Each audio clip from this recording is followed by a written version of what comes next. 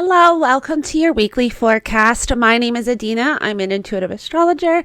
This week we are going over the energy for April 10th to the 16th. And this is pre-eclipse energy. We are finally in eclipse season. So this energy is starting to build up. It's starting to become intense.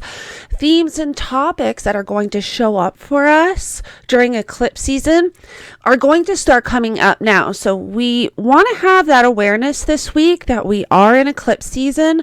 This is the beginning of a brand new eclipse cycle. The nodes are shifting from Taurus and Scorpio to Aries and Libra. So it's a completely new energy that we will be experiencing in this eclipse that we're having.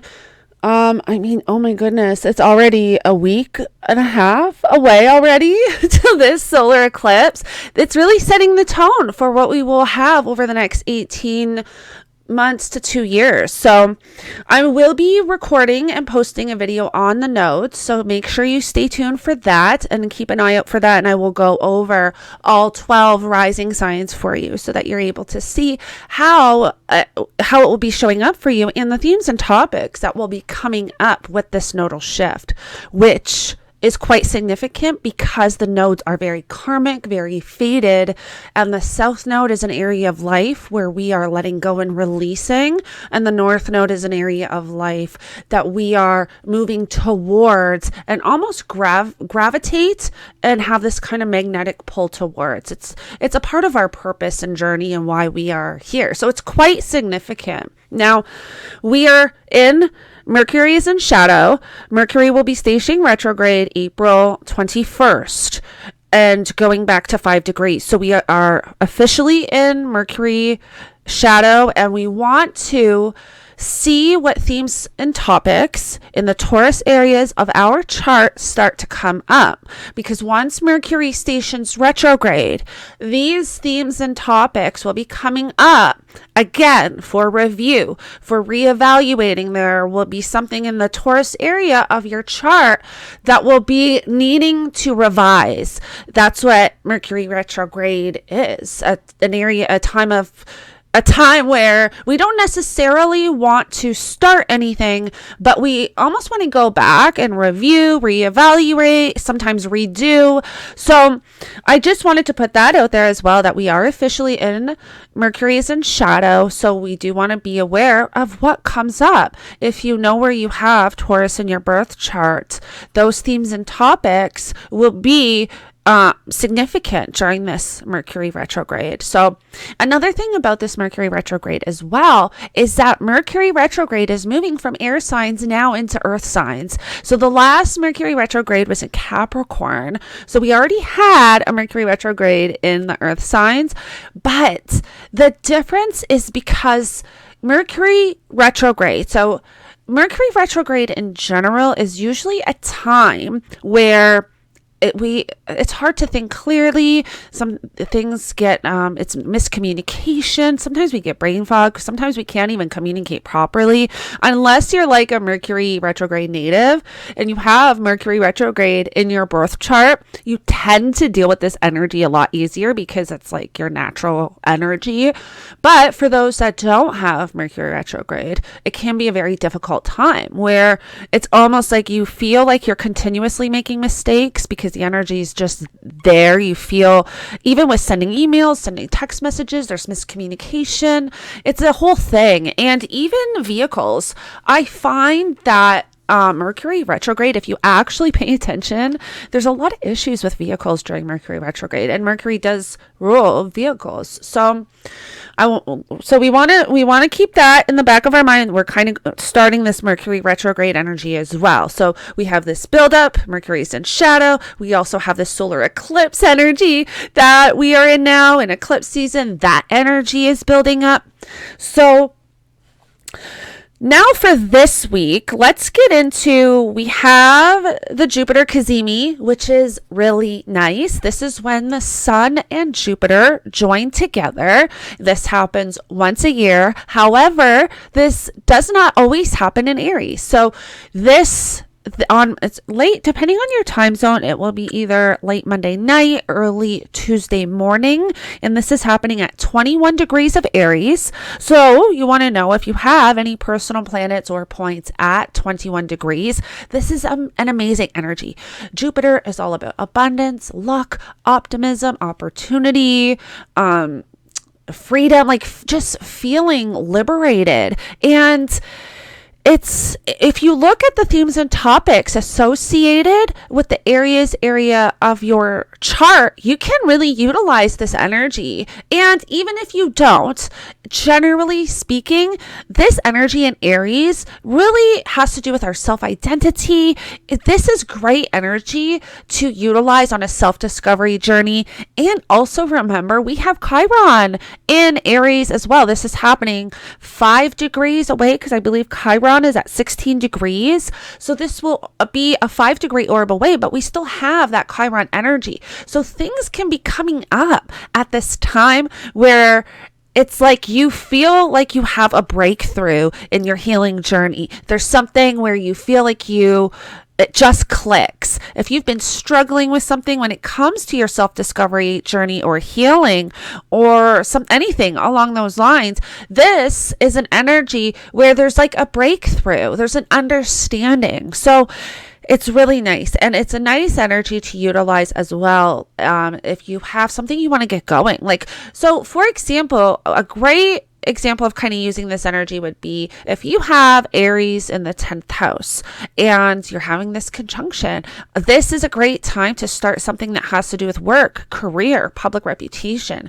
because those themes and topics are associated with the 10th house. So you can use this energy almost with detail to manifest, in a sense. So this is an energy that we really don't want to let pass by. It only happens once a year and not always in the same area of our chart, because Jupiter is only in one sign per year roughly.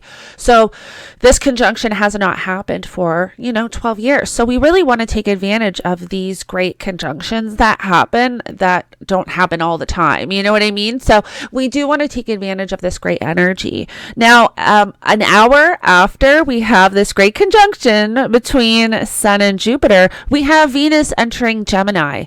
This is great energy for socializing, connecting. Gemini is all about communicating. Venus is all about our love language, relationships, and doing what we truly love, want, and desire. That is Venus. And in the a sign of Gemini, having this energy of communicating, being social, it's like wanting to put yourself out there, really wanting to connect with others, socialize. And the interesting thing about this is we have something quite significant. As soon as Venus enters Gemini, Venus will be forming a trine to Pluto and Aquarius, which this is a new energy. Pluto just entered Aquarius a few weeks ago. So we have all these planets now aspecting Pluto, really bringing in this deeper, more intense energy that we've never felt before. So something we want to be mindful of. Now, this is not a difficult energy. It's deep. It can be intense and powerful, but a trine is a very easy flowing energy, positive. It's a natural energy that you can work with to really manifest. And to be honest, this would be a perfect energy. Like if you had a deep, like if you've been waiting to have a deep conversation with your partner or someone, if you're in a relationship or even business partner, this would be a great time to do it. You have Pluto, which is powerful, intense, deep, trining Venus and Gemini. Like this is really a great time to have hard conversations, because you're going to have that natural kind of powerful energy behind you to support it. So if you do have any intense conversations to have, Tuesday is the time to do it. And it's also really like empowering, right? Pluto's all about power, and it can be a difficult energy with difficult aspects, but we've got Venus, which is one of our benefic planets, and in a sign like Gemini. So she's kind of, she's feeling nice. She's feeling social. She's wanting to express herself. So this is a really powerful energy for self-empowerment. and really feeling that drive and motivation to do the thing, to do whatever it is that you're trying to get going right now. It's a really, really nice energy. So the beginning of the week, we have some really nice energy for connecting to others, communicating, getting work done, really feeling that motivation and drive. Now on Thursday, we have Venus forming a square to Saturn. Now, shortly after this, and it lasts about 2 days because it's at 3 and 4 degrees. So Thursday, Venus forms a square to Saturn. It carries on into Friday. And I think Saturday, I'm not too sure. I think it's just late Friday. Yeah. And then Saturn will sextile the north node and trine the south node. So this is really interesting energy. Venus square Saturn can bring conflict of some kind. This can be a time where there's a stop to something or a delay or a challenge that you're trying to get going.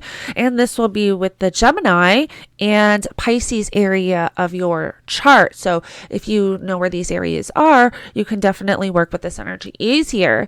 But generally speaking, this can just be where, we're feeling so good at the beginning of the week. We're feeling social. We're going and something happens to almost maybe stop us in our tracks, but to just say, wait, hold on, maybe time to slow down, moving too fast. We still got to make sure we got all our ducks in a row. We're feeling so kind of, wanting to go the beginning of the week. However, these aspects from Saturn to the north node and the south node, these are positive. The Saturn sextiling the north node is bringing in some type of opportunity to get us to where it is we're moving to, because that's the north node, the direction we're moving in. And the trine to the south node is allowing us to easily let go of something, release something. So I really like this energy where we may have the difficult, challenging energy with the Venus square to Saturn. Whatever it is that kind of stops us or puts a hold on something, we end up working through and are able to kind of continue on. And it's almost like it's happening in order to let go, because we've got that trine to the south node. So something happens, we got to make a decision. Okay, maybe I have to let go of this in order to move on. So that's an energy we are working through Thursday and Friday. And also at the same time, I want to point out that the same time we have that Venus square to Saturn, we will have our first moon conjunction to Pluto.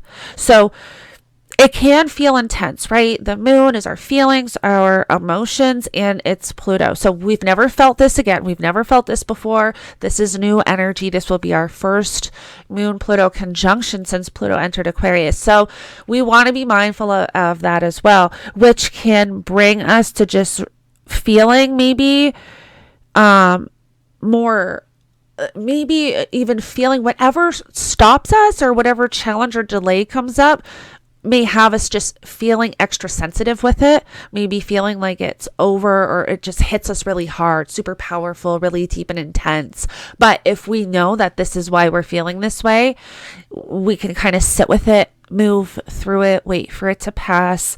The moon will only be conjunct Pluto for a few hours. The moon moves quite fast. So, but just be aware of that is happening Thursday evening.